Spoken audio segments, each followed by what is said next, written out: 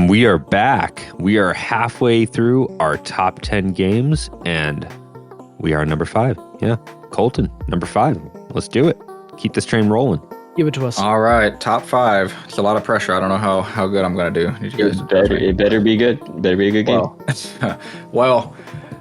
So I'll start off by saying, Izayah, our genres of games, they overlap.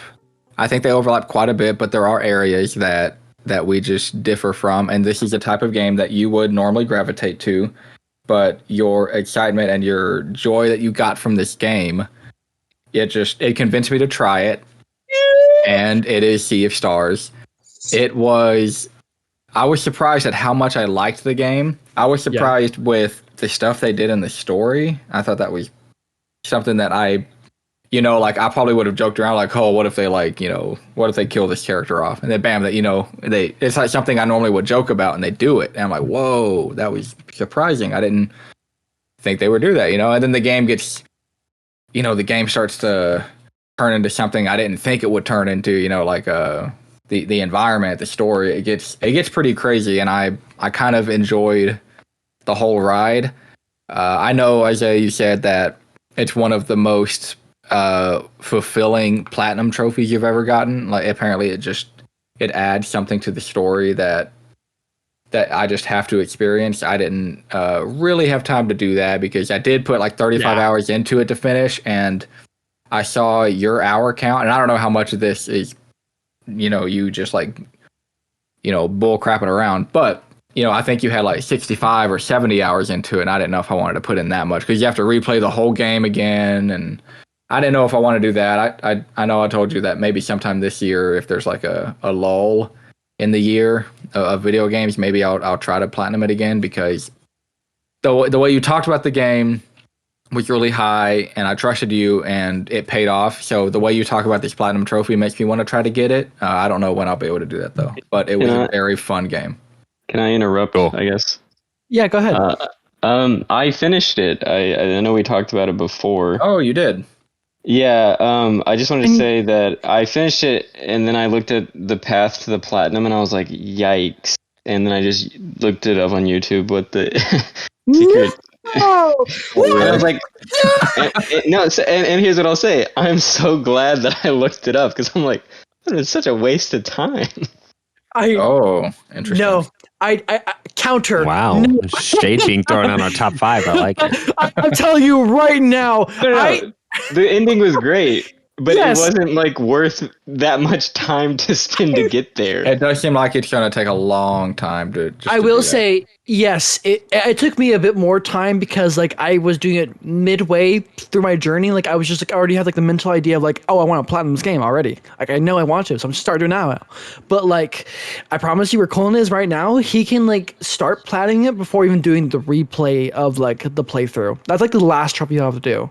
Every other trophy you can do right now in that same save file. And before I go off on you, Josh, and let you wait. Well, you will get. I'm guessing, Izayah, you will get your chance to talk about this. No, I just want to like give praise to Colton's review and stuff. All right, cool.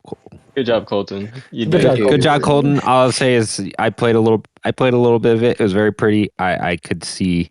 I get it. I played The Messenger, the last game, and they did a bunch of crazy stuff where you're like, wait, I'm doing what? The story did what? So I could see how in an RPG with a lot of time that developer could throw you curveballs because, a lot of curveballs. All right, cool. There's one curveball. Well, even one good curveball kind of a big one, though. is good. Yeah, so, it's fine. Okay, yeah. All right, Josh, number 5. Oh, shoot. And then Izayah, I want you to trash it. No. Number 5. Go ahead. It's fine. Troy's going to be with you. So my number 5 is Armored Core 6: Fires of Rubicon. You're right. Troy will side with it. Yeah. I have so many positive things. Here I go. Go for it. This game is not a Souls game. People were stupid and wanted this to be a Souls game. Luckily, it's not. They make plenty of those outside of the Armored Core series. This game is just a straight up like level based, like mission based. You drop in, you kill stuff, you get graded on it. it's an action game. Like it's closer to like a Devil May Cry than it is to like Dark Souls. And it's mechs, and that's cool. Though I've never liked them before this game. But now, But now they're really Freaking cool. watch Evangelion, Josh. Jesus. No. Alone. The story is subtle, yet enjoyable. There's very few characters that you're going to care about. But the ones that you do latch onto are really interesting. It's just the From Software doesn't like to tell you anything about any of their characters. I don't know why they still no matter what genre they dip their toes into or whatever game they make, they're just like, I'm gonna write like 3 lines of dialogue for this character, Right. but they're gonna be really good lines of dialogue. And as far as negatives go, it's annoying that to get the full story you do have to play through it more than once, but if you're really enjoying it, you'll probably get there rather quickly because it doesn't take that long to do a full playthrough. So I guess it's closer to like a Nier Automata in that regard. It's really fun. I know, Troy, you tried it. This is not going to... Okay, so I will pitch in here because I don't think it's going to be on anyone else's list, not mine. No. But what I will say is in the 10 hours I played, it is like the environments, like I don't think I've seen a game do scale in the same way. Like it is just like each level, it is just massive looking. Like the set pieces, that like armored titan you take out kind of earlier in the game is maybe the largest enemy I've ever faced in any game I've ever played. Like, oh, okay, like the one where you like knock it down a leg. Yeah, like it's fully climbable, like interactable. It's not scripted or anything. It's crazy. And like I said, everything in Armored Core, Fires of Rubicon is like a GIF machine. Like the game, from like a trailer standpoint, like you just clip 5 seconds at any point, and it just looks like the sickest mech like thing you've ever seen. The gameplay itself and the loop and all the like the pieces and the armor that part didn't gel with me because I just don't like to tinker in that way, and I think that's the thing that mainly started throwing me off. It's just like I couldn't tell. It's like I feel like I didn't do this because my build's bad or something, and I don't want to take the time to experiment, and that's on me. But the game itself, dude, like what a stunning freaking game! Stunning. It's beautiful. It's its own special type of thing. It's From Software still doing their environmental design, like, that Erd tree from Elden Ring. Like, that's the type of stuff we're talking about. Like, it's like you said, it's not an open world. You just go, but in this level, like, it's just like a sprawling freaking like mech city that you're flying up to. So the scale of that game is on another level. So I had to ask. It's good. What's up?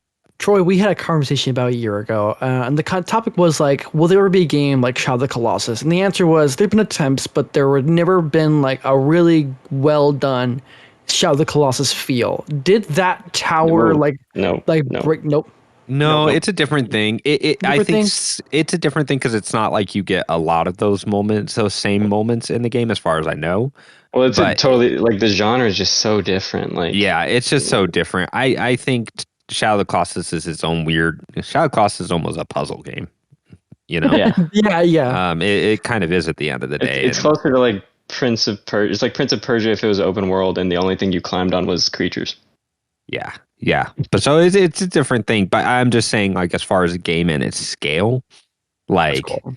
it's a different scale than say like FF16, which also has some crazy moments. It's not as flashy, but it's impressive and really pretty. So I will give it its props where it's due. All right. Good one, Josh. Number 5 for me is Super Mario Wonder. Higher than me. Higher than yours, yes. Can't believe it. It's one of the things I think may have got bumped up by one. But Super Mario Wonder is kind of what the Mario team has been doing for a little bit, and it's where, hey, we have a whiteboard full of ideas, like let's like at least get 100 of them, the best ones, and try to fit them all into this one game. And it really does do that. Like, the most impressive thing about Super Mario Wonder is the Wonder Flowers and how little it repeats itself. and how often you're just going from level to level. It's almost overwhelming, you know, where you're like, man, I don't even remember the crazy thing that happened 5 levels ago because there's this other crazy thing that's happening now.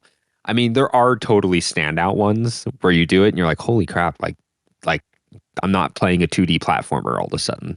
Like there are crazy ones like that where you will remember. But I mean, and just like moment to moment, it's really quality. All the animation work they did into it made Mario be a little less like cut and dry, like the new Super Mario Brother movies or movies, the new Super Mario Brother games. They all kind of just had a very like stiff style. Like it's Mario and it looks and sounds like Mario, but it's not much past that, you know. And this they give it so much style and all the even the enemies, you know, before they're stomped, you see them like screaming, you know, like just weird stuff like that. And there's just so much good animation work. I think there's some cool like environmental puzzle stuff. Overworld has its own little secrets and quirks, and it doesn't overdo it, you know. So when something does happens, it's like, wow, there was a weird thumping noise, and I went to a waterfall, and there was like a party down here. That's weird, you know. For example. Is that true? I don't think I did that. Yep. Yeah, you'll hear Maybe like a beat remember it. By a waterfall. You go under, and there's like ninjas having a party. But nice. Yeah, exactly. So just really awesome game. I think it's probably the most integrated and smoothest I've seen an online mode in a Nintendo game. It kind of just works and it tracks it real well. And I played most of it offline, but there were certain puzzle levels where you needed to play something online. And one of the last few levels, I was like, I know I could beat this, like that challenge world. But I was like, you know what? But Sam's sitting right here. Let's just hand her a controller and let's like do this level together. And that was a lot of fun. Just kind of dying and seeing other people playing with us and just seeing them die and us trying to keep each other alive. Like it kind of reminded me of Rayman Origins in that moment. And so yeah, and it just reminded me like, you know, it's been a very long time since I played a 2D Nintendo platformer and was like, that was like really quality, you know. I used to be like, you want a really quality like 2D platformer, you either play Donkey Kong Tropical Freeze or you play the Rayman games, you know. For the big AAA studios. But yeah, and they nailed it. It's great. It's a lot of fun. I mean, it's not going to blow your mind or be like your favorite game you've ever played, but it's just every moment of it is really engaging and fun. Open world is the overworld is really clever, and it's just a really good time. Play Super Mario Brothers Wonder. That's what I say. All right. Good job. Izayah, what is your number 5? I'm surprised. I absolutely love Spider-Man 2.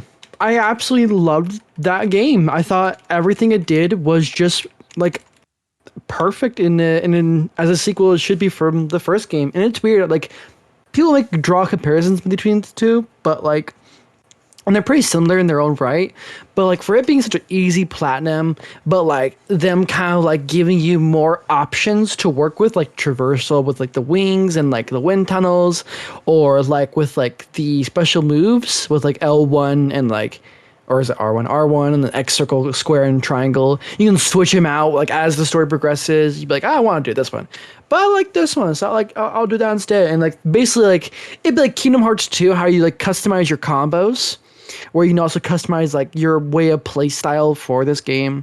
The combos with like the side characters throughout the story that surprise you in a good way, or even on the streets, like after doing a side quest with the character that you haven't seen since the first game or the DLC, they come back and like, oh cool, I get to play with them in the side quest, and then you see them when doing like a crime fighting, like just in the open world, and like, oh my god, you're here, like that's so cool, and you have a little interaction afterwards.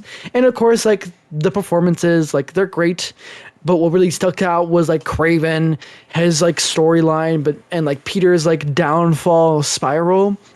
And I always go back to this one scene that made me solidify this game as like top 10, which is the Mary Jane boss fight. I won't tell what it is, but like there's a boss fight with her. And I was already pretty beefed up. I did all the side quests like I could do before then. I did that with every single like story beat. Like I just caught up on all side quests. and I was always like strong. So the way the fight was paced and like the dialogue, every time they finished that dialogue, I would already be onto the next phase of that boss fight, and it was so fun. Like I feel like this combat is like been, I think, in a sense perfected, where I'm having so much fun and I'm not getting old of it. The gadgets are like streamlined too, to being like simply 4 of them at a time, and you're able to like basically combo with that a bit better than like the entire scroll wheel of the first game. So you're able to like have like great combat encounters, but the boss fights complement like you enjoying the game, and like they give you more health bars to fight through. So you're like, oh yeah, like give me more to dish out. Like it's fun. It's just fun, and I think that's like the best way to like promote Sony's like finally like a really like good first party exclusive. You know, excluding obviously God of War Ragnarok. Like it's a great PS5 title, and you should play it. I think if you're a PS5, if you have one, and you like the first game, you're gonna love this game. It's just more of that. Cool. Hey Izayah, you mind if I drop some negativity? Go ahead. You have every right to. No, I just thought it was funny. You brought up the one thing in the game that cemented me thinking that this was the worst Spider-Man game. Go on. The specific boss fight you brought up, I absolutely hated. I also hated that boss fight. To be fair. I think was it's one of the my few ones. One of the few ones I died on. It was cringy. Number one, like the whole concept and execution was just maybe like potentially comic book accurate, but I didn't really care because I'm just trying to live in this like video game world, and it was ridiculous on a level that I wasn't ready for. And You didn't like symbiote therapy? dude, I was sitting next to my son TM. playing this, and he was so sad whenever I turned to him and I said, I don't think I like this game anymore. Why would you And he do was that like, to your oh son? man. Because he loves Spider-Man. I know. Like, Exactly. Why and would you do I this? hate him. No, I'm just kidding. No. Yeah, no, sorry, Isaiah. I just like I'm not gonna get another chance, I guess, to talk about this specifically That's that fair. fight. And yeah, that it blew my mind. I was like, no, please stop. That's I don't funny. know. I had so much fun with that fight. I think that was a highlight. I was like, dude, I'm having so much fun. Like I was going off on that I'm boss, happy for dude. you. Oh man, that was good. All right, cool. We'll talk more about Spider-Man. Colton, number 4. So my number 4 and my number 3 could technically be switched. I couldn't get it to a place where like I was actually happy where one was in one place and like I felt like it belonged there. They really are kind of swappable for me, but I'm gonna put this one at number 4 just because I've played far less of it than my number 3 spot. Number 3 I have finished, and number 4 I've only gotten I think 15 hours. No, I've gotten like I think it's 20 hours now. But this is the most recent game I've played, and this is why I really wanted an extra couple weeks to get going, and it's Baldur's Gate 3. And Cool. I am having so much fun with Baldur's Gate 3. I didn't expect that. Cool. Yeah, dude, I don't I mean, he's not alone. dude, there's something about it that I'm really enjoying. I'm like taking my time. I haven't even got past the first Yeah, what do you call it, chapter or that's why you're still enjoying it.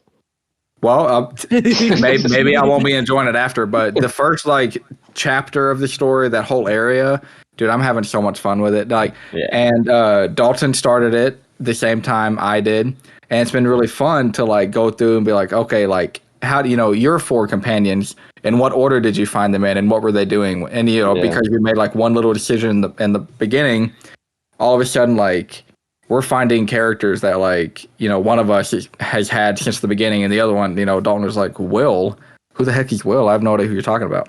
You know, stuff like that. It's just really fun, I think. And I actually really enjoy the combat. I really enjoy that it gives me the time to try to, you know, I can be like, okay, if I if I shoot this orb of energy over here with this wizard guy, I could possibly turn the ground to ice, and then I can try to push someone on the ice. All that crap. I actually really like that. Josh, you may be right that other games have done it better. I haven't played as many as you, I'm sure. Well, no, to be more specific about that part, like I agree with you, like the different things you can do in combat are interesting and can be cool. The problem does arrive later with almost everything in the game. The problems are, because if you remember me talking about it before, I was like pretty high on it. Yeah. But once you get into like later of Act 2 and then into Act 3, there's a lot of balancing issues with combat specifically, where the things that were working before either don't work as well or work too well, and you're just like steamrolling enemies, where before it was kind of interesting and challenging. It just, some of that kind of gets undone, and then you'll have encounters that are like way too difficult that no matter what you do, you're just getting destroyed in, and they're like 3 levels lower than you. So that's it. Like, okay. Sounds like it's fixable though, and that I've heard that the devs know Act 3 needs a lot of tuning. Yeah, they've heard it, but it's like it's pretty far past release now, and like I don't know, man. I got it updated, and I'm still hitting those same. I will say it is a little choppy on console for sure. I know. I've also heard it's choppy on PC, so who knows how long it'll take for. No, Act 3 it'll get like console. real bad, like with the choppiness. It's nothing. They just put an first update 2. out that fixed it a little bit on the console, the Act 3, but it's not perfect. But yeah, Colton, you said your thing about Starfield. Is Baldur's 3 Gate 3 giving you a little bit of that like Fallout vibe? The way you play Baldur's Gate 3 is the same way. Maybe is it the same way you'd play like a Fallout game? I guess so. I haven't really thought of it like that, but I guess it would be, because the way I played Fallout games, the first time I played every Fallout game, is I really took my time in like all the areas. I'd make sure every NPC I'm talking to, I'm making sure that, do we have can we create a history together? Are you going to give me like some quest later down the line? I'm going to walk in every building in this place. I'm going to go through I'm going to look for every little nook and cranny in this mountain, in this starting area, to see if there's something I miss. And just really take my time with it. And to be fair, though, I think there were some areas of that first of Act 1 that I just got my butt kicked. I had to like reload because I got one shot. Each one of my characters died from one shot. So there were areas for sure that I kind of felt like I had to take my time a little bit to level my company up. But other than that, I feel like there were enough like low level things going on in the world that I was able to level up naturally, and then to finish off the last like 2 really big fights going on. And I got in, and then there's the fun D&D aspect of it where I got to like plan out my last big fight. I was like, all right, these goblins still think I'm on their side. I have to take out their 3 leaders. I'm gonna, work my way in and be like, hey, I'm cool, what's up? And then like all of a sudden I have 2 of my guys up in the rafters. And, I start combat by one of the guys throwing a trap that like traps all 5 of them where they can't move. And the other guy in the rafter throws down like a bomb on the leader. And then I'm standing behind the leader. Then I get to like a sneak attack. That kind of crap I love. If I can like plan out, like a trap like that, I freaking love that crap. So sounds like the way you're playing it. It seems like you're playing it the way like where you're going to get the most enjoyment out of it, which is why I kind of stayed away from it, because I would not be playing it that way, and I think I would just end up getting frustrated, So yeah, cool. All right, Baldur's Gate 3. Yeah, I was expecting that in your list, Colton. That's cool. All right, Josh, number 4. Ooh, this is a good one. My top 5 are like, they were so solid from a long time ago. This one was the last one I played of the 4 or 5. I can't count. I just said 5. Is Lies of P. I want to try that. I need to get back into it. You still haven't finished Bloodborne, dude. Yeah? What are you going to do about it? Wait play for a that one. remaster. Play that one. I'm waiting for a remaster. Yeah, of course. Lies of P is very good. Man, I don't know. It's weird. Whenever I saw this game, I was like, "There's no way that's gonna be even close to what From Software does." And it is in a lot of ways. I think it's annoyingly close sometimes. I think maybe a lot of people feel that they kind of just copy. They're trying to copy not just the combat, but the vibe you get from a From Software game, like the environment and the kind of ambiguity in the characters and like story. I've heard that like people are like, wow, they even like the vagueness from like the dialogue from like the characters and stuff. Like they copied that straight out of the games too. Even like comparing it to say the Team Ninja's attempts at Souls-likes, Lies of P is like down to like the enemy placement. You feel like, oh, I've seen this kind of thing in From Software's games. Like they studied those games. They're clearly fans. I mean, I don't think they're trying to hide that fact. And some people just don't like that, and I get that. I was surprised that I didn't just kind of shrug it off and like, oh, well, I don't want to play a copycat. I got into it and I was like, oh no, they're actually doing some things that are adding on to it as well, which you can like break weapons, which is really cool. So it's kind of like a stagger system where you like get a bar up so high and then you can like shatter a weapon, and that obviously makes them pretty much defenseless. That's kind of cool. I played with weapons that were like elemental. I kind of centered my build around that, so I was dealing a lot of fire, electric, poison damage, things like that. There's so like they nailed the Bloodborne feel of like, oh, all of these weapons I could choose from are super cool.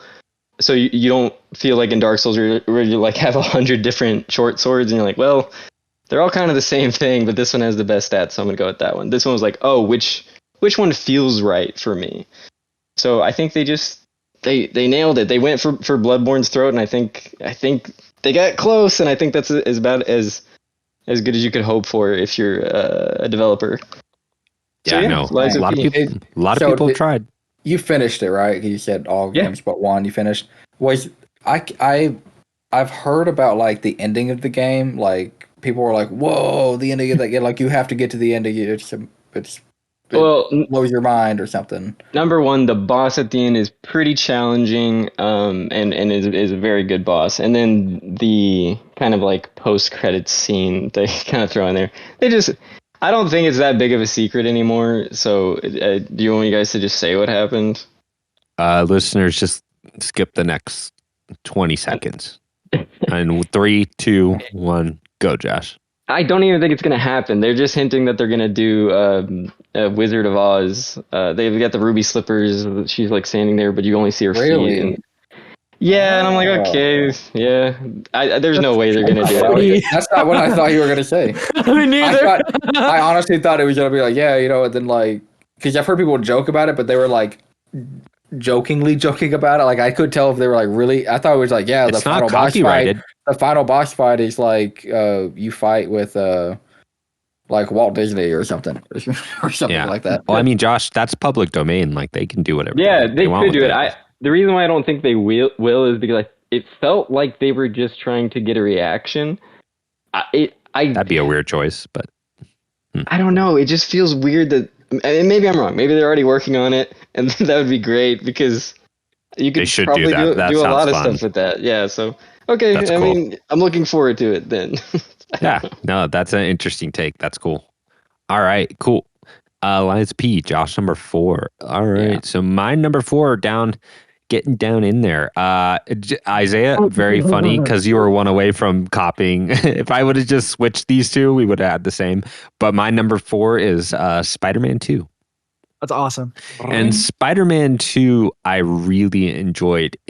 This is going to almost sound bad, but it's a game where there's almost zero to no friction. Yeah. And that can be a bad thing in a game to where it's like, oh, I'm bored. Like nothing's like challenging me, nothing. But in this game, everything moves so fast and it's just so hectic in its pacing, and even all the side missions, like you can just the way you can fast travel, the way you swing around, the way the wingsuit works is you're just like there's almost zero to no downtime, which is great. It's what I want in a game like that where I just want to hit the next point, hit the next point, hit the next point, and that's a lot how I played. So it was almost like a mad rush of like story, characters, villains, like cool, interesting side stories in the side missions. You're switching between two different Spider-Man that are getting different abilities, with the story, and it's kind of like a really it's a really good roller coaster ride. It just kind of takes you on it, and you play, and it's not like there's zero challenge, but what you're doing is still fun and satisfying, and they manage to like hit that balance, and that's what I really appreciate about it. It's just it has a lot of forward momentum, and a game about swinging and superheroes and literally flying, like that's what you want. So I really enjoyed Spider-Man 2, and my original criticism of the original Spider-Man is I just thought it was too long, and there were some like kind of lulls and like kind of lower points where I'm like, I feel like that could have been like a little shorter, that could have been cut down, and then Miles Morales did that. And I was a little worried when they're like, well, now we're going to make a longer game again. And I was like, I hope they can keep that like momentum. And they really did it, probably even better than Miles Morales, and it's a longer game, so it hit with me. It didn't quite make my top 3 just because of how similar it was to its to the 2 other games before it. Yeah. But it pretty much took the Arkham combat as far as it can go at this point. So I'll be curious if they, I think potentially they will make a Spider-Man 3 at some point. So I'd be very curious how they're going to push that sort of thing forward, if they're really going to change up how combat works and, that sort of thing. So, yeah. I missed all the gadgets from the combat. So I kind of hope they reintegrate them in a better way. Yeah, it was kind of the last thing I upgraded on my tree, and then at the very end I used it a lot more once all the symbiotes and stuff came. So right, yeah, they just I get that. The variety, I guess, is what I miss. Yeah, I did too. I missed the variety from the first Spider-Man game. I did too for a while. Then I was like, no, I'm happy with this. I'm just gonna punch people. Well, I mean, once you get the later powers, that stuff is so crazy that you're kind of like, this works too. yeah. This thing this one ability where it says you can grab unlimited enemies. You're like, okay, So yeah. I will say the way Insomniac learned from their past is that like they looked at the flaws of Spider-Man 1 with the MJ missions, the Miles missions, and also like the padding and stuff. They really did cut down on that. They also like kind of give extra flair to. They brought back the MJ missions. Sure, that's kind of like a loss, but they give it more flair and it's more interesting. They made her a solid MJ. A solid snake, bro. She's sneaking around. She got the box and everything. Yeah. But all right, we're gonna keep. Oh, sorry. Sorry, I just want to make one more note, which is like with the Insomniac learning spring, is that Miles Morales brought a very like engaging and like not long-winded in a bad way, but like long enough to where you're having fun, like final boss of Miles Morales. And they brought that to this game, and I loved that. Absolutely loved that. Yeah. I think the story kind of hurts that the whole Into the Spider-Verse happened between the first game and this game. That's really hard story-wise to be up against, but but the fact that it is a video game and you get to control and take part in that stuff really helps it in that sense, Agreed. So cool. Izayah, number 4. At the end of the day, fighting games boil down to a match of rock, paper, scissors. You're thinking what the other person's going to throw out so you can counter that. Let's say we take away the real time of fighting games and you slow it down to just the milliseconds to seconds, and you're able to just analyze what options you have. So the idea of struggling to input combos is out of the mind. You're now thinking about, how do I outsmart my opponent? That's why your only move is hustle. I fell in love with this turn-based fighting game, Yomi Hustle. It threw me out the freaking door when I saw a YouTube video that showed like a really fast-paced battle only seen in anime that genuinely no human could input so fast. And then like when I actually play the game, it's like, oh, I'm spending 30 minutes or thank God, hopefully not, 40 minutes on a match because me and this guy are going back and forth trying to see what they're going to do and stuff. Like for example, what it reminds me of? It reminds me a lot of Super Hot. In the replays of Super Hot, it's a lot like that where you kind of pick your next move and it freezes, and you pick your next move, and it reminded me a lot of like Super Hot. Then you had to watch it all and them like after. Totally. Yeah. And it's just so fun. Like you have like 6 characters, not many. I think 5 actually, but ninja, cowboy, wizard, robot, and those 4. And it's genuinely one of my favorite fighting games ever because like the idea of outsmarting my opponent through the idea of chess in a fighting game rather than struggling to input a combo in Street Fighter 6, kind of like helps like take off some of that load of getting into a fighting game. But of course you have that like community who wants to get into this game and realize there's a lot more to it. There's a lot more depth and there's a lot of like stuff on your screen you gotta like understand and break down. But the fun of it comes down of taking risks. So let's say like someone's above me, like a vertical like diagonal angle. Sorry, a diagonal, and I could predict they're gonna hit me and block it. And I won't be able to parry it because I won't be able to react fast enough. Or I risk it and I attack back with a faster move. Or I anticipate, let's say they're a wizard. They have a thing called drop when they're in the air. They can instantly drop within a second and do a move that's like super fast. And if I can read that, I can then choose my attack will be a command grab in front of me. And I'll watch like the preview in front of me. Like I'd be like, okay, I'm gonna click their attack move. I'm gonna guess they're gonna pick that, and I pick my attack move, and it's gonna be this. I watch it happen as a preview, and it shows. I land it, and I get this many frames advantage. They get this many frames of disadvantage. I lock in. They lock in. Boom, boom. I throw them to the ground, and they're behind me now. And I'm like, oh, big damage, and I countered you. And I read it like a book, and that's like the fun of it. It's that fun of risk reward, will they, won't they, and it's that constant back and forth. Now, of course, there's like a few grievances with like people who are really good at this game that make it just not fun. And like the way to get into this game, like the entry point is still high because it's a fighting game.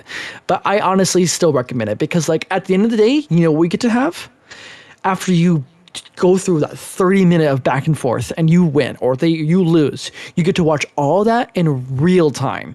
So go like boom, boom, and it's happening so fast, like you can only describe it as like a DBZ battle.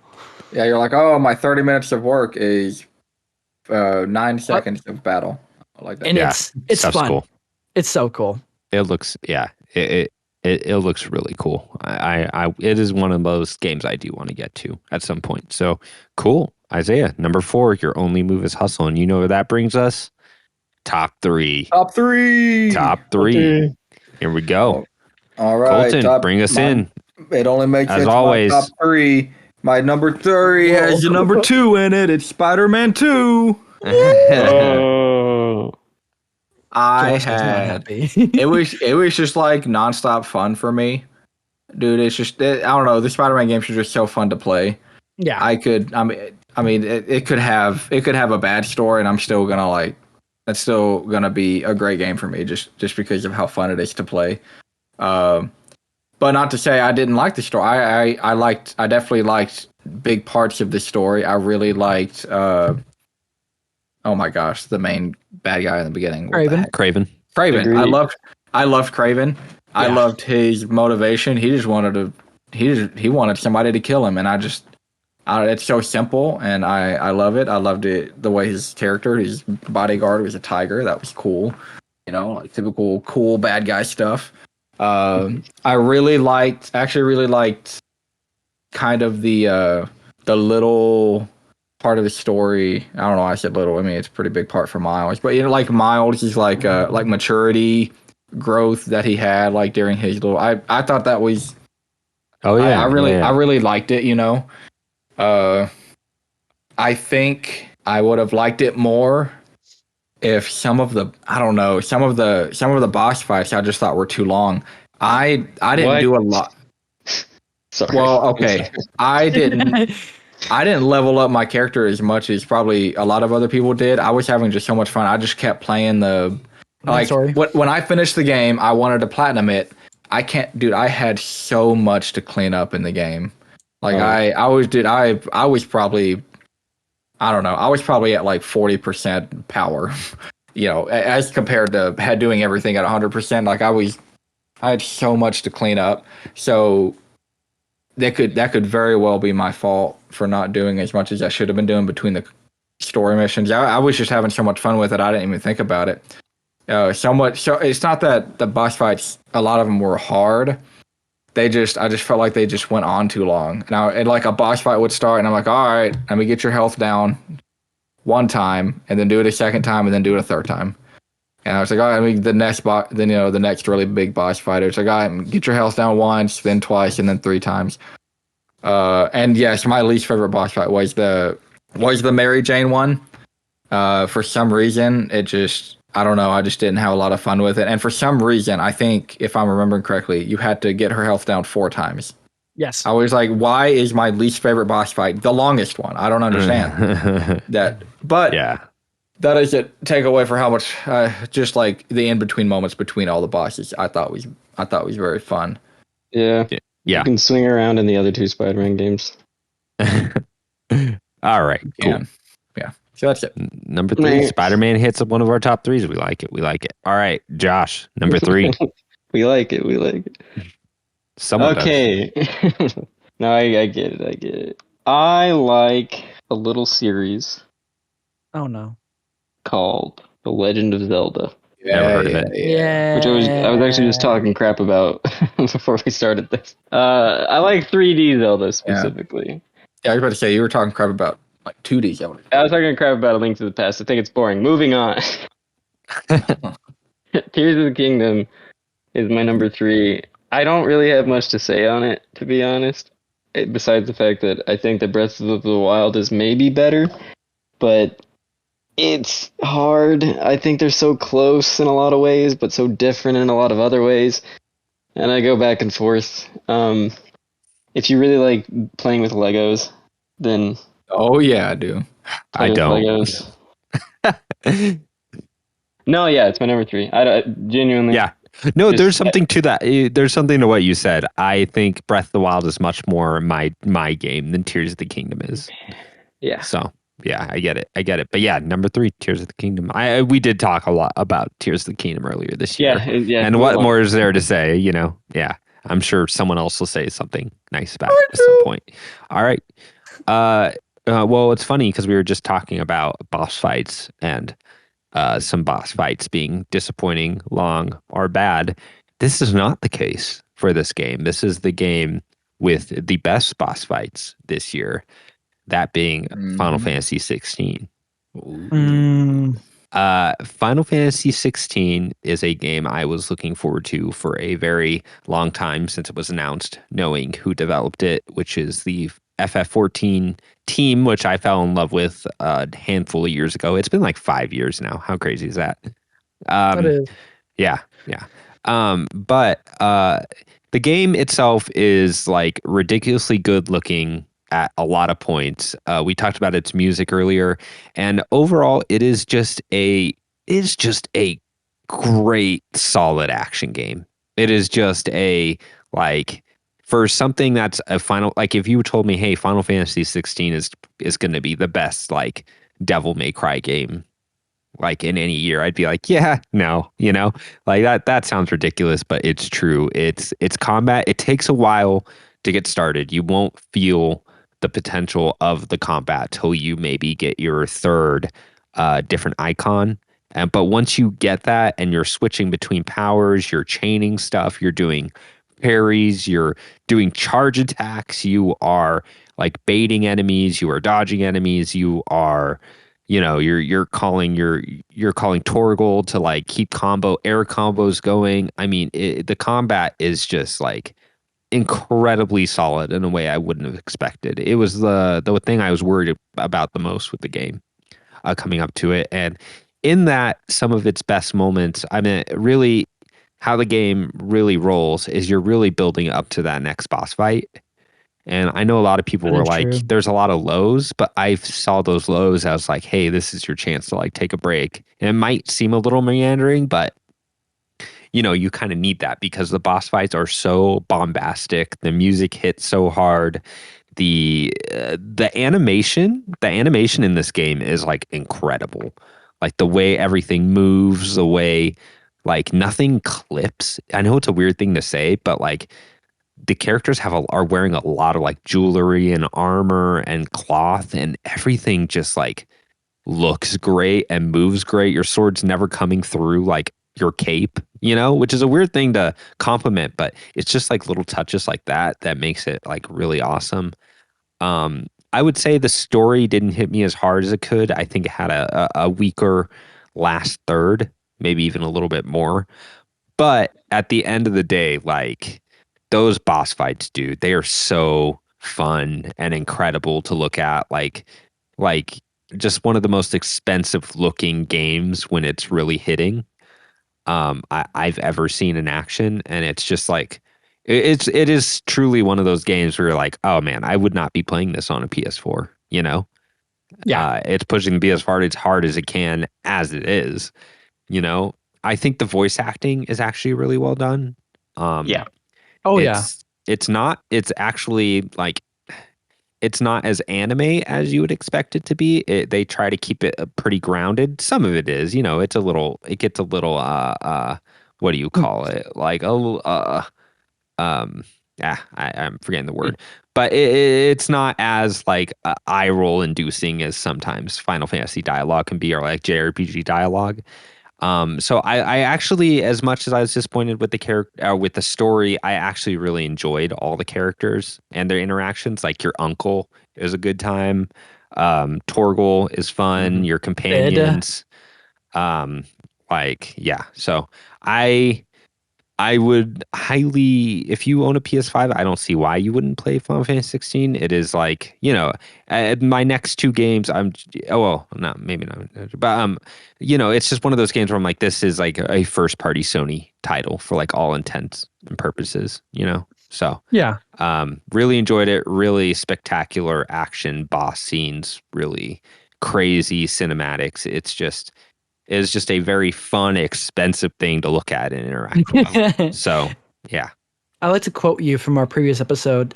Spider-Man 2 is a consistent stream of money being fed to you. And Final Fantasy 16 is every now and again you get slapped with a wad of cash. And you're like, all right, here's the next wad.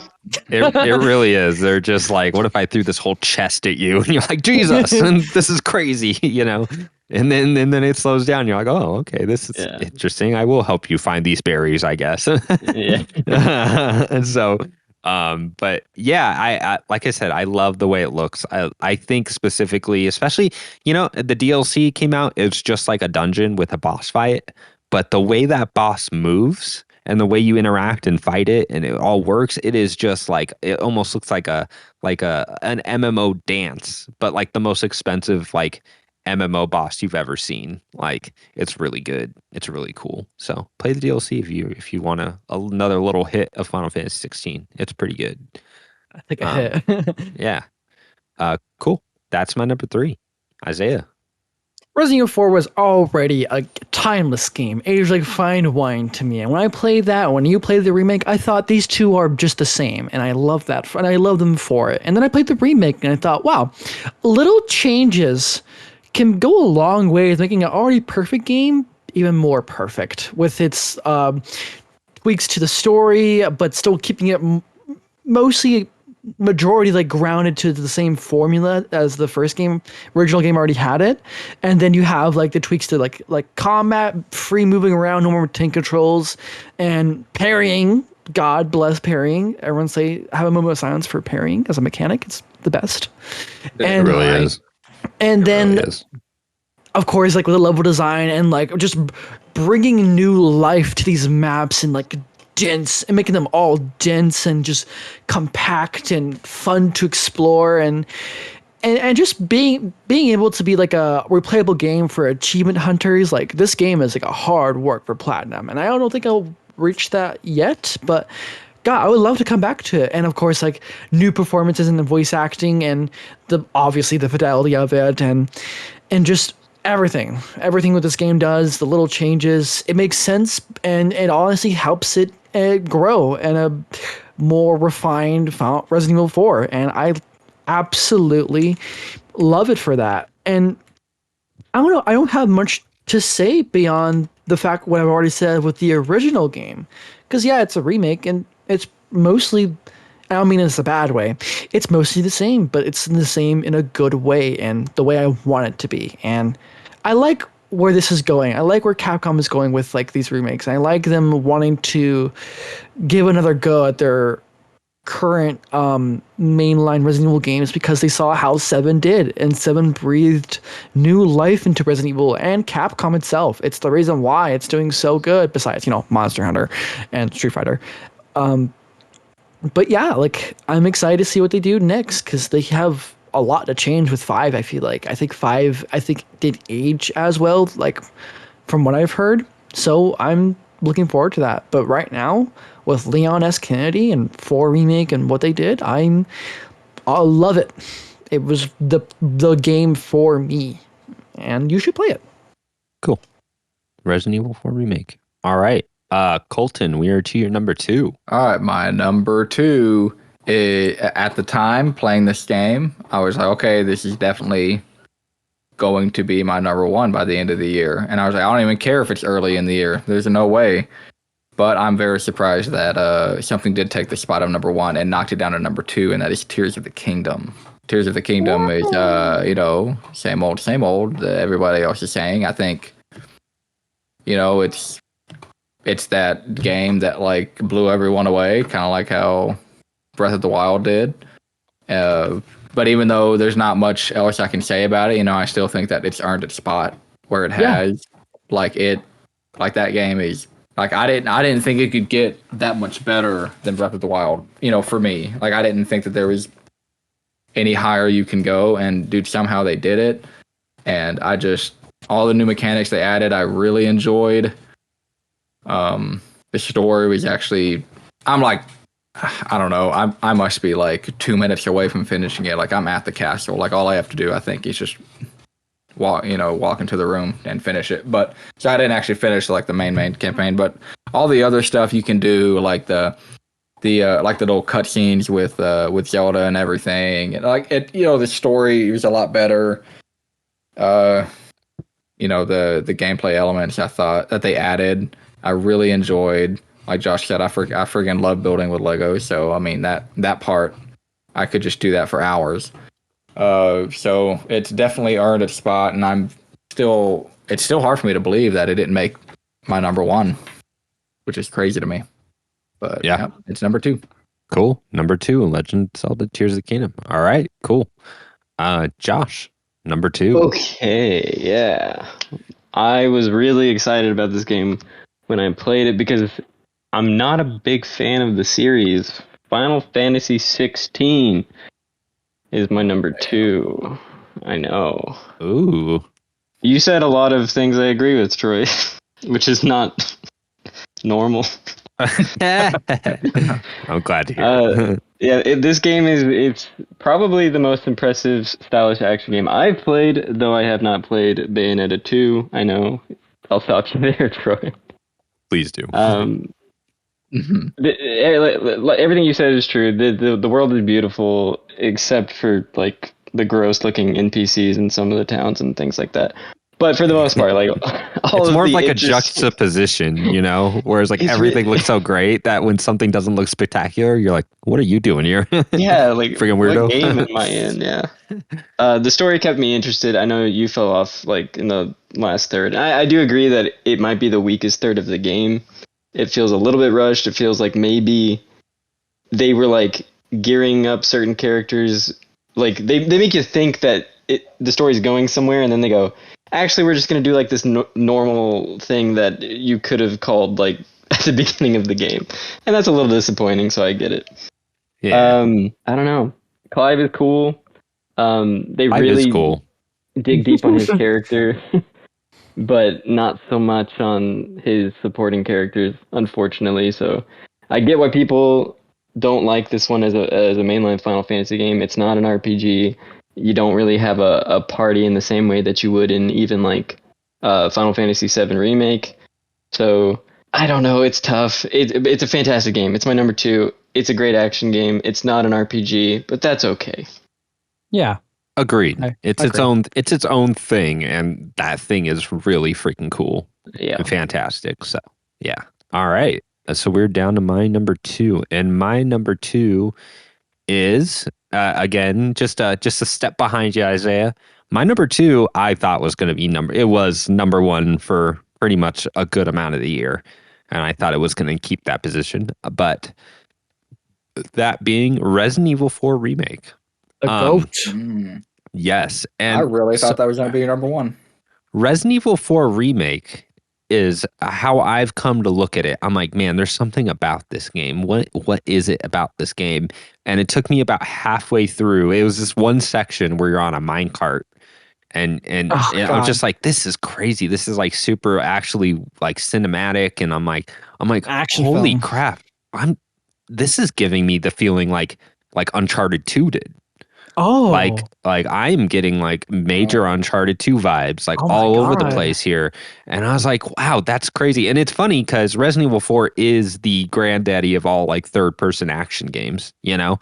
It started that. Like without Resident Evil 4, you probably wouldn't get like a Gears of War or Uncharted or any of that. So it's funny that I come circle to this remake and I'm just like, man, you know what? I've been missing Uncharted like a lot. And it's not quite the same, you know. It's not like you're going to get the same type of writing. Like Resident Evil's writing is fun because it is so weirdly uncanny the way everyone interacts and talks with each other, but at the same time it works so well within the context of the game and what's happening. Cuz dude, Resident Evil, it does not take itself seriously. Like there's like horrific stuff going on, but it is like ridiculous. Like the storylines and plots and character motivations, it's weird. But that game, it looks amazing. It plays. I would say again, just going back to the Naughty Dog thing, it kind of sits right in between an Uncharted and like a Last of Us would be, like in its pacing and its shooting and just like what you're doing, but like in a great way. It feels great. The cinematic pieces are really satisfying, and that's what I mean. Everything in this game is just so satisfying. Like the shooting feels great, probably better than Uncharted ever did in that way.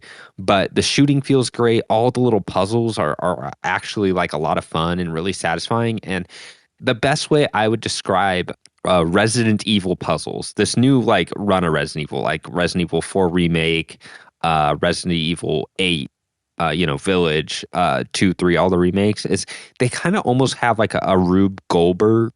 Did I say that right? Rube Goldberg vibe. Whereas It's like something like that, yeah. it's more like you're tinkering with something, kind of like you would with like a fidget toy. And I think Resident Evil 8 literally has something like that where you have like a little ball game where there's physics on it and it's fun. But in that sort of way, everything in it is just so satisfying to like work with. The shooting, the combat, the puzzles, the characters, the way everything looks is amazing. The way you can really, it's not a straightforward like shooter. Like you can like climb stuff, you can use the environment, you can lead, people upstairs. You have all this stuff in your arsenal that you can craft. Like it really, you can play it as straightforward as you want, but you have like a lot of options to like kind of lure enemies and trap them. And of course the roundhouse kicks just like knocks everything down. And not only that, the DLC is great too. The Ada Wong DLC where they give you more like mobility options, and the Ada Wong DLC is like, hey, what if we took the entire Resident Evil 2 campaign and we smushed it into 5 hours? And you get to do some new bosses and new stuff and like, and get to see different scenes in different ways. So, man, dude, Resident Evil 4 remake is so good. it hits that Uncharted itch I had been looking for a long time, and it has that quality to it. Like, Yeah. it's just shine to a sheen, and I love everything Capcom's doing with like the new run of Resident Evil, which I mean like 2 remake, 3, 4 remake, and 8 specifically. 7's cool too. It's kind of its own thing. 7 is much more of a horror game. Whereas everything in between, I'd say 2 and 3 is too, but Resident Evil 4 at the end of the day is like a really fun, goofy action, like, action game. So, Yeah. yeah. So if that sounds up your alley, you don't need to play any of the other Resident Evils. Although Thank God. if you are looking for like a good horror game, then, Dead Space remake and Resident Evil 2 remake still exist, and those are also amazing. So, yeah, And Resident Evil 4 remake, my number 2. can I make a small comment real quick? And it's Sure. related to the topic. Sure. I don't like how people are commenting about Silent Hill 2 remake and saying it's becoming a Resident Evil remake when in reality, as someone playing Silent Hill 2 on my PlayStation emulator right now, I have to say Resident Evil and Silent Hill are quite similar in a lot of ways. And I think that's not a bad thing how it looks like it's going to be like a Resident Evil remake. I think that fits the bill. Yeah, I think the studio they have doing the Silent 2 remake is not doing it any favors. Silent Hill 2 originally is like a really cool, moody game. Like, Yeah. it's a tougher, I would say it's a tougher thing to remake than even Resident Evil 4. But Resident Evil 4 has like a stellar AAA team behind it. So, but yeah, cool. Izayah, number 2. Josh, I think I'm going to blame you for this because I want to say this is number 1. But these two are very close, and the way they speak to me emotionally is very near and dear. But I'm gonna take advantage of this time, and I'm just gonna say, I think number 2 really is Sea of Stars. I think it's Really? Whoa. I want to put it for number 1, and I want to say, honestly, in spirit, it is number 1. You can't do that. I can't Can't have it both ways. Come on. Mentally, I Pick feel like one. Sea of Stars is the number 1, but I think it fits better at number 2 because, yeah, the flaws are still, I feel like, just a little bit behind my number 1. But the biggest reason why I think Sea of Stars like fits so high for me is because of like that payoff after like wanting and like being and feeling already rewarded for doing all the side objectives for the game, and then having that cherry on top. Here's your ultimate reward for getting the secret ending before you even replay the game. It shocked me because it made me rethink how I view games with platinums and like 100%, because it changed the game for me after getting that platinum, or not just the platinum, just that secret ending, and was like, wow, you gave me something and I held on to it. I laughed at it. I loved it. And then you said, here you go again. You deserved it. And it's a pat on the back, and it moved me. It was beautiful. And, oh my God, Colton, you have to go back to that game. Seriously, like I loved the cast. I loved the aesthetics, the gameplay, like breaking rules of RPGs, like saying like Pokemon you can't go up hills with like a bump on it, and then the game says no, you can just straight up like climb that, like do it, and like the way it feels, like that part a lot. That tactile feel, the combat not being super grindy. It's similar to like like. Actually, yeah, it is Mario RPG with the timing, with like the no grinding and rewarding you based on skill and intelligence of the game and what you are aware of, rather than numbers purely and whatnot. And that being the fun of the game, but also just like the scenes, the story beats, the characters and how they support the main story, especially like Captain Cliche and what's the cook name? I'll look it up while I'm talking. Garl. Garl, thank you. Carl, yeah. I just loved every second of this game, and then every day I came back from work, I would just play this game. And the first number one, awesome you do that, but this game, like, oh man, like, I I loved Sea of Stars. And I understand how like it's a lot of work, Josh. I do get that. But when you're loving that game like I did and like wanting to do the side objectives, already feeling rewarded by it, I thought it was the best payoff that I've ever gotten in a video game.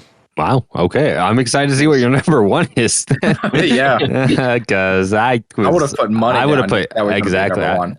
I would have put a lot of money. That Maybe was in gonna like be your number one. a month I can change it, but still, it's number two for now. And the fact that you even have something that close is kind of amazing. But all right, cool. Izayah, Sea of Stars number 2. Didn't see that coming. All right, guys, we're down to it. Our number one picks for Game of the Year 2023. And as always, Colton, you are kicking us off. All right. pressure. Well, like I said, I can't. If I would have put money down earlier in the year that Tears of the Kingdom was going to be on top, I was like, "There's no way something's going to be like something I'm going to enjoy more than this is going to come out later in the year." And dude, Alan Wake 2, just it blew me away. I loved every second of that game. I mean, I loved the combat. I loved the atmosphere. I loved the town that you get to walk in, dude. The music, the little musical numbers that you get to like participate in was something like I've never done anything like that in a video game before. Dude, I don't know. I was so impressed by that game, dude. I couldn't talk about it enough. I still haven't stopped thinking about it. You know, I want to go back and do like the New Game Plus stuff because I hear it's really good. Dude, it makes me want to. I know it's not nowhere near like, you know, probably as fun for me, but like it makes me want to like play Alan Wake 1 for the first time. I probably won't, but you know, because I kind of get what happened in the first one. But dude, there's something about that game. There like the little segments, like there's parts of the game that I really remember and I really enjoy. I loved the little theme park that you get to walk through. Like I always, Dude, you know, the freaking movie theater. Oh, dude, the movie theater was so good. I wasn't even thinking about that. I forgot about that one. Uh-huh. That was such a good, dude. That was one of the best parts of the game. Why was I not thinking about that? Yeah, the movie theater was great. I loved the hotel. The hotel was one of my favorite parts of the game. I liked the old person home. That was freaking awesome, dude. That game did such a good job at, I think, you know, kind of being a horror game. Like there were times, you know, I'd be playing it by myself at like midnight, and I'm like, "Ooh, this is getting." I'm actually like getting a little afraid about what's around the corner. I think they did a really good job with that. I don't know what else I can say. I loved it. My number one, no brainer. Yep. Cool. I'll make 2. Number 1, Colton's Game of the Year. All right. Cool. Josh. Okay. This game is everything I've kind of enjoyed about video games since I was little. Troy, you called it out earlier. The 3D platforming in this game is I was wondering why this wasn't on your list yet. I just thought about it. Like Star Wars, Jedi Survivor. Wow. I wasn't the biggest fan of the first game. I thought it had a lot of issues. I think they ironed out most of those issues in this one. They kind of took a step back away from the Souls formula, and they said, what can we add to this game to make it our own? And they're like, yeah, let's do like PS2 3D platforming. It's like, yeah, that's what I want. That's amazing. But on top of that, I think that this game is the best Star Wars game, hands down. It nails. I could see it. I could see it. The feel, the sounds, the look. It's so good. The lightsabers have never been cooler to use in a video game. The story is a good Star Wars story. It's never at odds with the world of Star Wars. It feels good. It feels solid. I don't think any Star Wars story is like the best story ever written. So I think it fits right in with that. Yeah. Okay. But I love gameplay. This game is my number one because the gameplay is so fun. Using a lightsaber is fun, and then they give you different cool ways to do so. You get the different stances you unlock, and you know, deflecting laser beams back at the stormtroopers it's just cool. It never stops being cool. I love that about Star Wars. Now, aside from this game, Star Wars is falling off a cliff, but that's neither here nor there. It's fine. Oh, it has for decades. Don't worry about it. But this game can bring it back. No. Yeah, just if you like Star Wars even a little bit, just play this game. It's so good. Like, I don't get how this is so low on so many people's lists, or just not on most people's lists. I don't get it. To me, it's just the best. Please, more people play. I love this type of game. I want more of this type of game where you can be in this 3D environment and just hop around. Because guess what, guys? Mario proved it a long time ago. Jumping around on platforming, it's fun.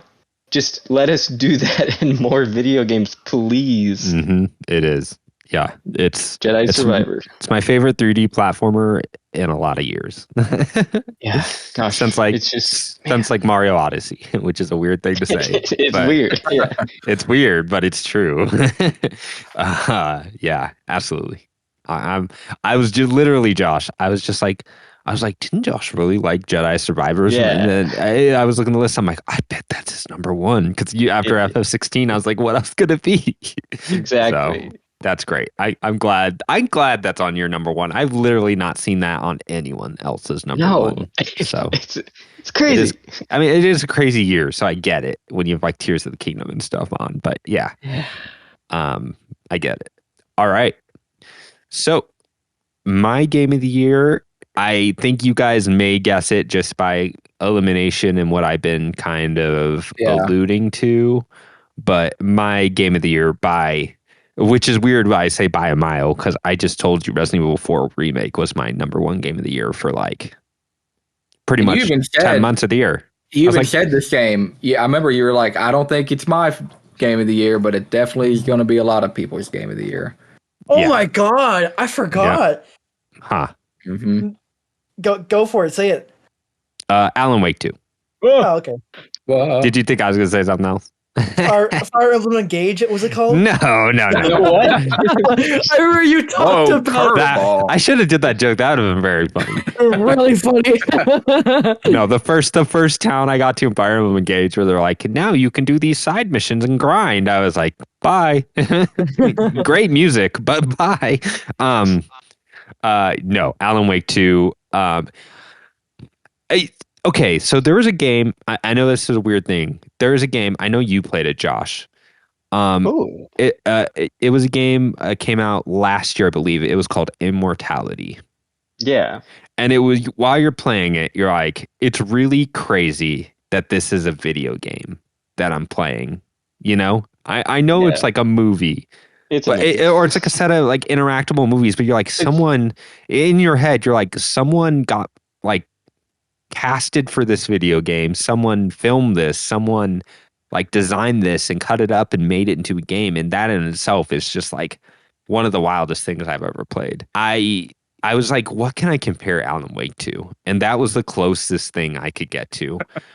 There were parts in Alan Wake 2 where I was just like, dude, I can't believe someone got a big enough budget to make this, for one, hire these actors to do what they're doing and make it all come together in something cohesive and something like playable. And it is just maybe one of the craziest things I've ever played, like just hands down. Yeah. And there are just so many times that I'm playing that I'm just blindsided. Like we're doing like, what just happened? Like we're doing what now? What's going on screen? Like, this is how they're using like their actors. Like they're using Remedy at this point is using actors, like voice actors in a video game, and actors in a way no one else in the industry is. Like even ones that use them very well, like Naughty Dog with their voice actors, and or like, you know, Insomniac and stuff. Like no one is doing what Remedy is doing. Like if one of these characters dies in real life, like there's no replacing them. You know, it's that crazy. So, but dude, Colton, like the way the game shifts so tonally between playing as the FBI Saga agent and Saga and Alan Wake, and the different things you're seeing and the different like gameplay mechanics they have. It's not like you're just playing two different characters that have the same abilities and they're just going through different parts of the story. Like at certain points, you're like, I am playing a different game with like this character, like that, and it just keeps going.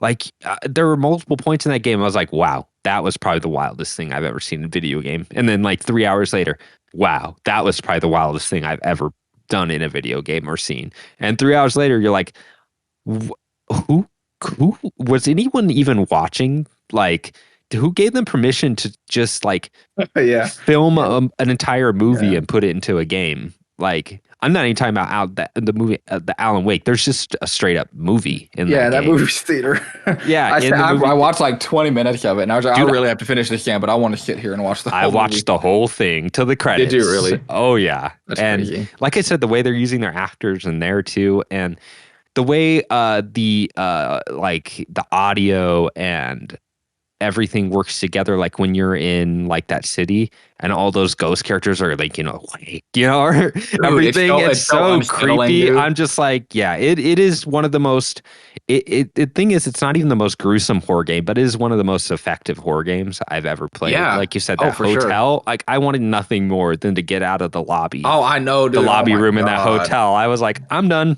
I'm out. Yeah. And then I get in the save room. I'm like, God, I have to step out of this room again. This is going to suck. Yeah.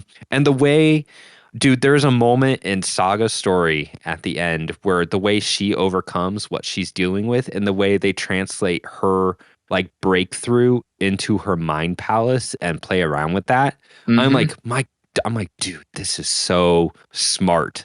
That's what I walk away with. I walk away being like, Alan Wake 2 is maybe the smartest game I've ever played. Like, I can't believe someone made this game. Like, it is a seminal game. It's hard because you said, Colton, like after that you wanted to play something like Alan Wake 2. Dude, I wouldn't know what else to point you towards. I truly mean, like I was like, you should probably play Immortality because that's the closest thing I've played to Alan Wake, and just the weird stuff they're doing, and just the fact that someone freaking greenlit this game and it got made. And the way they're starting to do their the Remedy verse, where all the all the Max Payne references, mm-hmm. all the control like the whole stuff, like it's on the nose, but it's whatever. Yes. Like the alarm radar you get at the beginning, and just the way they're using music and actors and storytelling and dimensions, and dude, it's just like. At this point, Remedy is they are the number one developer. Like, I will literally anything Remedy puts out, I will drop right now and play. Like, they are and definitely after Control and after this. I can't like any other developer. Like, I can't say I'm definitely playing their next game. I can't say that about any other developer more than I can Remedy right now. Yeah, after their last two games, they announced a Max Payne like remake, and I'm like, if they put anything, if they're going to do anything the way they did Alan Wake 2, because the thing is, playing Alan Wake 1 versus 2, like when we're talking about games and their sequels, I mean, a lot of people are like, well, Assassin's Creed 2 is the biggest jump. Uncharted to Uncharted 2. I'm like, no, dude. Alan Wake 1 to Alan Wake 2, like they might as well not even be in the same genre, like the same like format. Well, to me, it's like comparing like a 20-minute cartoon to like some kind of like concert epic opera thing. Like it's crazy, dude. Alan Wake 2 blew me away at every single freaking turn. Now, when you were first telling us about it, because you played it first, and you were like, "It's definitely not my number one, but it will be other people's." Were you not all the way through the game, or did you already finish the game at that point, but you had more time to think about it? No. I must have been. Is that the exact sentence I used? Because I No, must have I been promise really you. early. I promise you. You were like, because you were really impressed by what you've played so far. You're like, yeah, That it's was definitely not going to be my number one, but it definitely should be other that people's was number the one. first I had just gotten done with the first saga sequence where Oh, she okay. goes into the tree in the first time after you put the heart in the witch's hole. Yeah. Okay. You know, Yeah. and after that sequence, I was like, wow, this is really cool. Like, it may not be my number one, but there's this game, something's going on with this game. And that is the most, compared to the rest of that game, that is the most mild Yeah. That's not even thing you will do in touching that the rest. game. And I So- love it'd be a crime to not even mention like the brothers. I love the brothers. Oh, Those dude, commercials the fake were commercial. so good, dude. Every time They were- one would come, oh my I God. would bring Sam back up. I'm like, I got another, like, what were the brothers' names? Like Ashka brother? I don't know. And Yakov or Jack. Yeah, Yakov and Jacob or whatever. Yeah, I'm like, I something got like that. another commercial. You need to see this. Yeah, dude, like all their like weird genre bending, format bending stuff that plays like real world stuff mixed with the game. It's really just like bravo to that team. Like, holy crap, that game. Very impressive. Like, I know, Josh, you are not a fan of Control. Control's great. I think that is a great game, but what they did in Alan Wake 2, I mean, I can't even imagine what a Control 3 is going to be if they're going to follow kind of the same quality and format.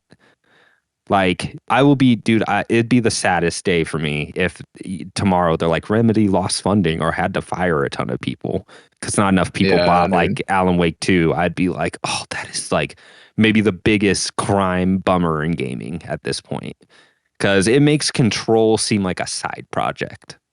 That's how like there are just multiple points in the game. I'm like, this game has to be ending. This has to be the last chapter. And it kept going. I'm like, okay, now it has to be last chapter. And it keeps going. I'm like, what is this game? Oh, man. Yeah, like you said, Colton, you were at the theater point. You're like, I need to finish this game. You were not actually that close, depending on where you were with the characters. I was. Yeah. So, yeah, cool. Alan Wake 2, freaking seminal game for me, like an all-timer. Yep, all-timer. Like, crazy. All right. I've been meditating Izayah. I've been meditating on this thought for a while. I'm still gonna keep it number one. In a year, we're gonna come back to this, obviously. But I want to say something I realized with Valve is that Valve is saving their what do you call it? Flagship title, Half-Life, for every kind of boundary pushing like game and like moment. Like, for example, like Half-Life 2 brought like Half-Life 1 had like storytelling from like surroundings, which wasn't very common in first person shooters. And it had like this fun like back to back sequence like new thing like back to back like non-stop. And then like, all right, so for your expectation, you're fighting antlions, now you have the thing to control them.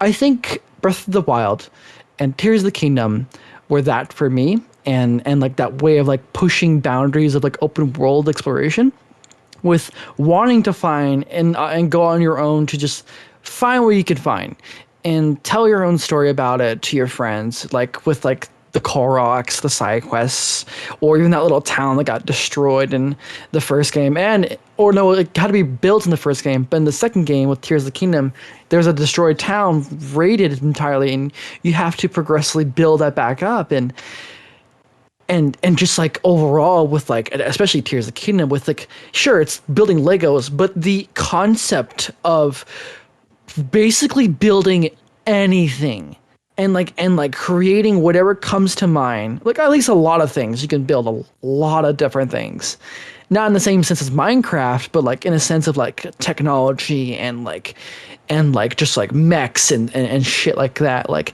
they really push the boundaries of game design for this game, and the idea of being able to go from the ground to skyrocket to the skies and take over it and dive straight into the depths of Hyrule.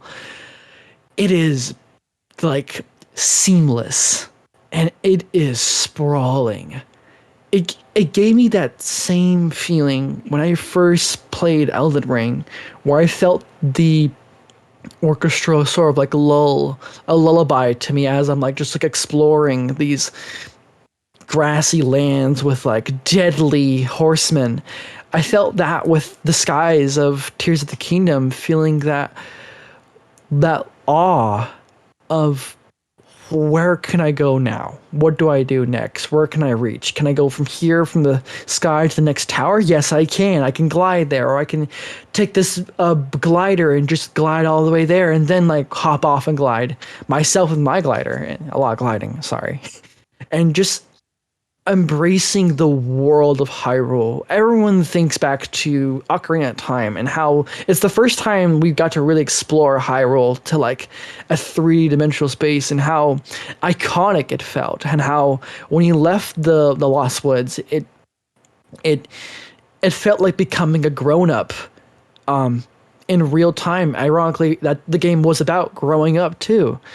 And just overall, like, the world is just amazing. Then that's not including the chilling soundtrack, the amazing work that Marvelous Studios pulled off with a Switch title, being this expansive, this grandiose in a sense of you get to go from hell to heaven and the land so fast, and they pulled it off with like a minor like loading screen with going to the depths, but still. And then you have easily what I thought, the reason why I thought this game was going to stay at number one was the Tears quest and learning about Zelda's whereabouts, where she was, how she was doing, and like the history that she was discovering and rediscovering, in fact, and it being a core part to why we can't find Zelda, and just the heart breaking like reveal of when she's been, and it pulled me to tears. And it didn't stop there, with of course a little bit of underwhelming, like, at least for character speaking, Ganondorf. Like, I really think they could have done better with like I think what I was hoping alongside the community was that I wanted a sympathetic Ganondorf where I get to see what generations of rebirth and like evolution of like Zelda would do to Link, Zelda, and Ganon, and like their ties to fate ever since Demise' cruel curse. I wanted to see more of that, and unfortunately I didn't get that, because right now where Zelda is, it's more about game first, story second. But despite that, I got to have an epic finale after the Ganondorf fight that gave me the slice of you get to play with Zelda. And I remember walking out and just crying because like it's over. Like, it's finally over. Like, I beat the game in 70 hours after doing all depths and for the first time actually doing all the shrines, unlike the first game. And thinking I still wanted more of Link and Zelda and their interactions, their characters, and more of Ganondorf, and just these three iconic trio. Because I fell in love with how they approached Breath of the Wild and how they kept in Tears of the Kingdom. Although, albeit like a bit less interesting because, you know, the original game had like divine beasts, and I think that was concept more interesting to me, with also like the drivers, the characters who drove the divine beasts and how they died, and how when they become active, that was their last cry to the hero of Hyrule in Breath of the Wild. And I think about how that story kind of hit a bit better for me, but Tears of the Kingdom still gave me more of what I wanted, and like really push that boundary. And it makes me sad. Like, this is the last of Breath of the Wild's like timeline right now. But I loved it. I loved it every day. From launch night at GameStop till 10 p.m. I stayed up till 1, 2 a.m. playing that first island because I was so excited. All the way until 70 hours later. I was so freaking happy. And Sea of Stars is just right there, right next to it, giving a pat on the back, being like, they were both like my two favorites of this year. And I loved it. Very especially cool. especially the Tears quest, dude. Like that would really solidified it for me. Yeah. No, it's a like as someone who didn't play as much, just seeing everything you could do with that game, and I think it's interesting, Isaiah, that you talked a lot more about kind of the storyline and like the storyline's emotional beats, and it's very interesting because I think you're the first person to rank it so high and be talking about those aspects specifically. So Despite interesting. it being the weakest part of the game, like the strongest part is easily like the world and like the Sure. Yeah, right? yeah, yeah. And I get that. I get that. So I'm glad it hit for you. I by far the craziest thing you said is that you walked into a GameStop. But besides that, It's so close to my house. I have a subscription for it. Might as I'm well use it joking. while it's there. I'm joking. I'm joking. All right, Yeah. cool. All right, Isaiah, number one, The Legend of Zelda: Tears of the Kingdom. Very good. All right. So guys, Game of the Year 2023, we did it. I really Yeah. enjoyed seeing all your guys' list. Sorry. I would say this year, I might be wrong. I might have to look at last year's, but I thought we had a lot of different picks this year, which isn't surprising considering how many games came out. Yeah. But 'cause it's not. everybody's top three is pretty different. Yeah. There's few similarities here and there, but not crazy. Um, yeah. So it's interesting. I like that. There But definitely yeah, looks like there's a clear, winner amongst all of them if we were to pick. Yeah, I don't know about that. Well, I mean, know. agree. if we were to assign points to them according to the spots they fall in, there's a clear I- winner. But yeah, sure, Fine. sure. I get it. Yeah. All right. Well, before we move on, guys, we're gonna do one last very quick category. And I want to know just what the one game coming out in 2024 you are most looking forward to. And as always, Colton, what are we looking forward to? man, What's the I'm one not. game. I looked at a bunch of lists and there's not like a Tears of the Kingdom or like a Spider-Man, for me this coming up year. But there is a game that I really liked the game before it, and I hope I like this one as much. And it's Like a Dragon: Infinite Wealth. Oh, I yeah. loved Ooh. Kasuga's story in Like a Dragon. I loved his character. I loved his very specific goofiness, or I guess it's probably that game's specific goofiness. That's the first one I've played. Like, Oh a yeah, good dude. chunk They are of. all freaking weird. Like Yeah. that. So I mean, I love that, but I specifically love him. I don't, I've never played all the other ones, so I don't really know how he compares to all the other, lead roles of all the other games. But I loved him. He was really enduring. It was really funny. I would like to play Like a Dragon: Infinite Wealth.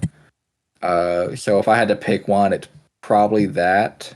That's not From the what type I've of game I heard. would normally pick as like the most looked forward to game, but I think that just I guess there's not a whole lot of games, at least that are announced, that really speak to me coming up in 2024. But that could, I could be wrong about that. But from what I hear, like Dragon Infinite Wealth is even better than Yakuza Sweet. 7 was. So, from everyone who loved that last game, it seems like this one is even more so. So, yeah. Dude, Nice. it's like that is like the one series I feel like I should like more than I do.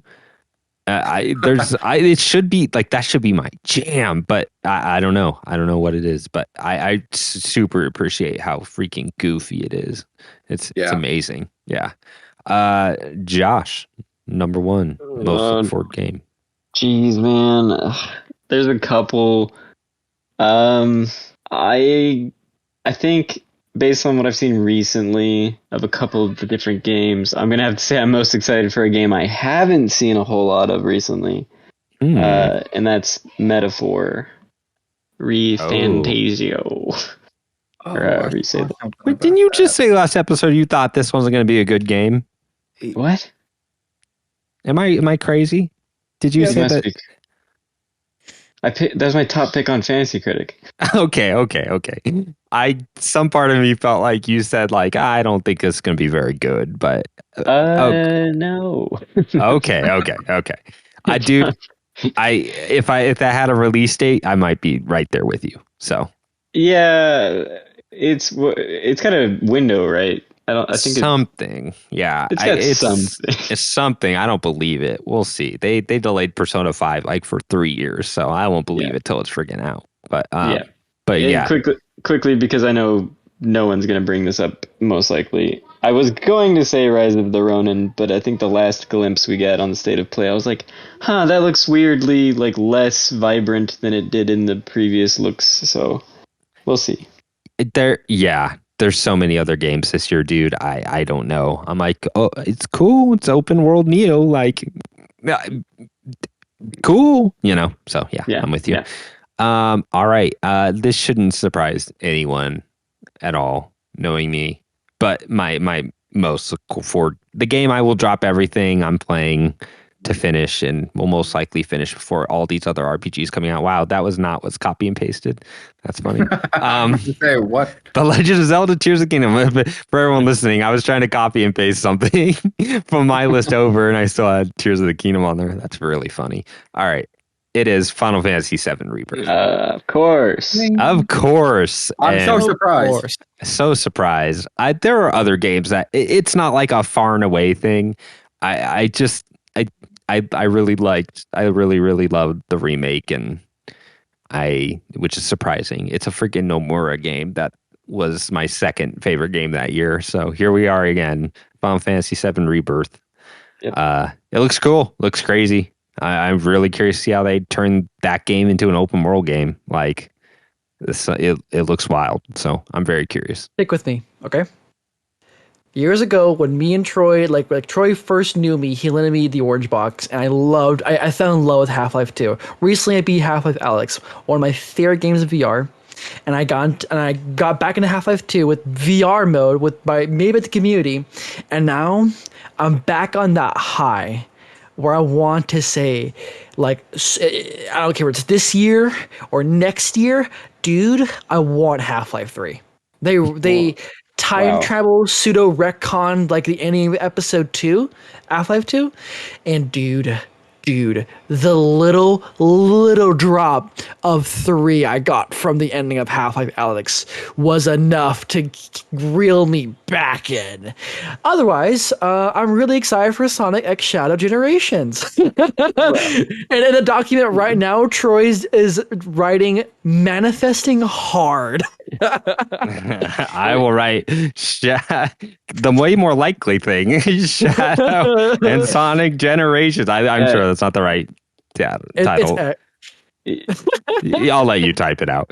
But very funny, Izayah. Half-Life 3, the thing that everyone put like the last literal decade, that even the people that were that way have given up like 5 years ago, and you're back on board. So a literal new generation of Half-Life 3 manifestors. So, and we already got Kingdom Hearts 3, and we're gonna get Kingdom Hearts 4. We might as well get a fourth half. Jesus Christ! Oh God, we are gonna get a Kingdom Hearts 4, and I'm gonna play that stupid game. God, damn, dude, we're gonna pre-order it. Kingdom Hearts 3 is a mess. It's a mess of a video game. All right, guys, we have let this gone far enough. That was our top 10 games. 2023 games of the year 2023. We had a lot of different categories. I had a lot of fun with you guys. I think, boy, there were a lot of good games that came out last year. So that's all I got to say about that. And hopefully, I mean, from all intents and purposes, we're just going by this first 3 months. There's a lot of freaking games to play still that are really good quality. So at some point, I wish everyone would take a break for a year so I can catch up on all these stupid RPGs coming out. But yeah.